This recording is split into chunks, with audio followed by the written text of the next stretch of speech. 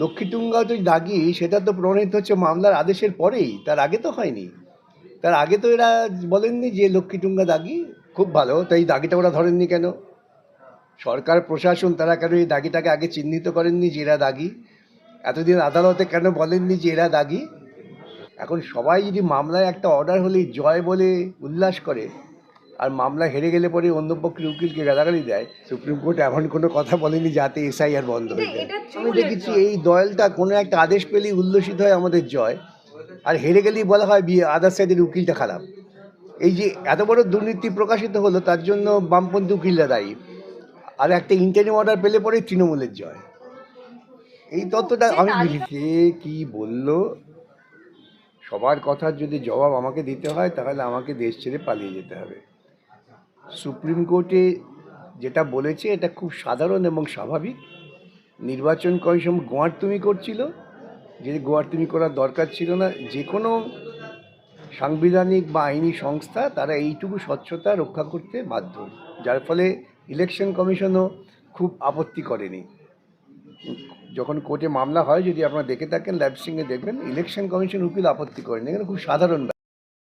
এখন সবাই যদি মামলায় একটা অর্ডার হলেই জয় বলে উল্লাস করে, আর মামলা হেরে গেলে পরে অন্য পক্ষের উকিল, সেটা তো তাদের বিবেচনার উপর দাঁড়িয়ে তো কোনো মন্তব্য করা উচিত না। একেবারে 2016 সালের এসএসসি মামলায় বড় নির্দেশ দিয়েছে সুপ্রিম কোর্ট।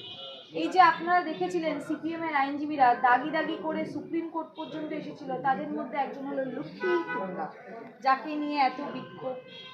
সোশ্যাল মিডিয়া একদিকে আপনার ছবি, মাঝখানে লক্ষ্মীটুঙ্গা, অন্যদিকে বিশিষ্ট আইনজীবী ফিরদৌস সামি। এরপর দেখবেন এই ছবিটা আমি শুনিনি, এই ছবি নিয়ে দেখবেন, এরপরে দেখবেন যারা সোশ্যাল মিডিয়ায় ছবি দিচ্ছে তারা ওখানে পুষ্পাঞ্জলি দিচ্ছে, লিখে করে পুষ্পাঞ্জলি দিচ্ছে দেখবেন। এখন আইনজীবীরা মামলা করেন না, আইনজীবীরা আবেদন করেন না, আবেদনকারী নয়। আইনজীবী আর মক্কেলের মধ্যে মৌলিক পার্থক্য যারা বোঝেন না, তাদের আমি কি পর্যায়ে বলি বলুন? তাদের আমি গণ্ডমূর্খ বলবো না, সেটা ঠিক না। তাদের নির্বোধ বলবো, সেটাও ঠিক না। শুধু বলতে পারি তারা অবোধ শিশু। যিনি মামলা করেছিলেন আবেদনকারী, তাদের হয়ে লড়াই করে এত বড় যে দুর্নীতি হয়েছে, সেই দুর্নীতিটা আইনের অঙ্গনে প্রমাণ করে দিয়েছেন সিপিএমের আইনজীবীরা। তাতে কারো কারো বুকে ব্যথা লেগেছে, গোটা রাজ্য প্রশাসনের বুকে ব্যথা লেগেছে। এখন লক্ষ্মীটুঙ্গাও যদি দেখা যায় তিনিও দুর্নীতির একজন শিকার, তো সত্যটা তো এভাবেই প্রকাশিত হবে।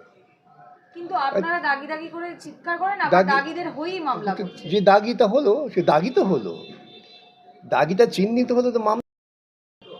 লক্ষ্মীটুঙ্গা তো দাগি, সেটা তো প্রমাণিত হচ্ছে মামলার আদেশের পরেই, তার আগে তো হয়নি। তার আগে তো এরা বলেননি যে সুতরাং কে একজন দাগি আর কে একজন অদাগি, তা দিয়ে পদ্ধতিগত যে দুর্নীতি হয়েছে তাকে আড়াল করা যাবে না।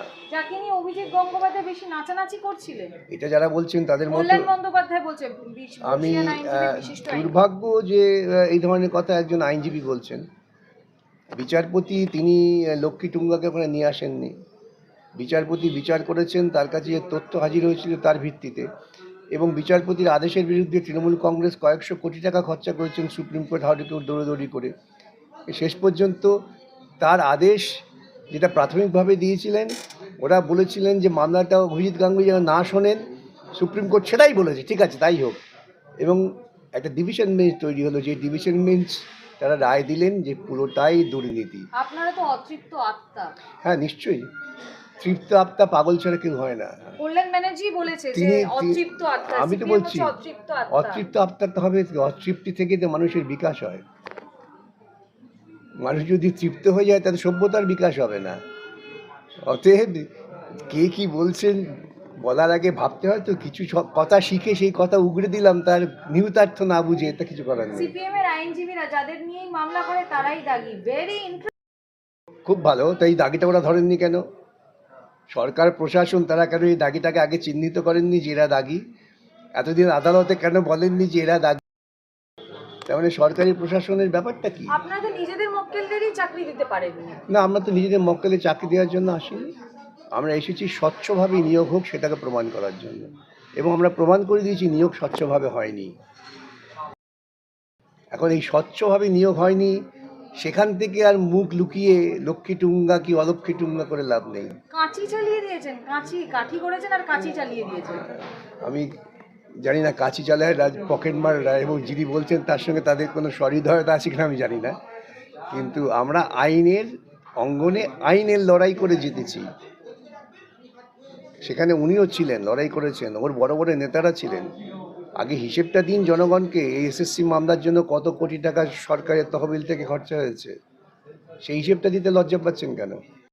পুলিশ প্রশাসন ব্যর্থ, এটা বুঝতে পারছেন না কেন? আমি বারবার বলছি, এ রাজ্যের পুলিশ প্রশাসনকে ব্যবহার করা হয়েছে দুর্নীতিবাজ, ঠকবাজ, ধর্ষক, তোলাবাজ তাদের সুরক্ষা দেওয়ার জন্যে, যারা দুর্নীতির বিরুদ্ধে লড়াই করছেন তাদের পেটানোর জন্য। সুতরাং পুলিশ সে কাজ করতেই ব্যস্ত, তারা আসল দাঙ্গাবাজদের সাংবাদিকরাও সেখানে গিয়ে মার খাচ্ছে। খাবেন। সাংবাদিকরা যতক্ষণ না স্বাধীনভাবে মাথা উঁচু করে লড়াই করতে পারবেন ততক্ষণ তাদেরও কপালে বামপন্থী কর্মীদের মতোই হবে মার খেতে হবে।